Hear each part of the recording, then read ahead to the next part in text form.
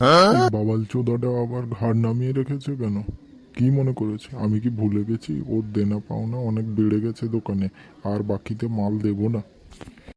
না না, আসলে কাকু ওর না সর্দি হয়েছে, তাই ভাবছিল আজকের ঘাড় নামিয়ে নামিয়ে মাল খাবে। ঢঙ্গি ঢং করে রং করে কোলাপোতায়, শালা ভাব ছাড়ে না। শালা এক্ষুনি গিলে গিলে মাল খাবে আর আমার দোকানে দেনা পাওনা সব ঘা করে করে চলে যাবে। শালা বিচি কেটে আমি টাকা শোধ নেব। রং দেখাচ্ছ কাকে, রং দেখাচ্ছ?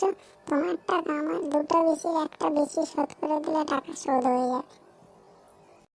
দে শালা বিচি দে তাহলে, বার কর চাকু, একটা বিচি ওর কেটে আজ বিক্রি করে আমি সব দেনা পাওনা শোধ করবো।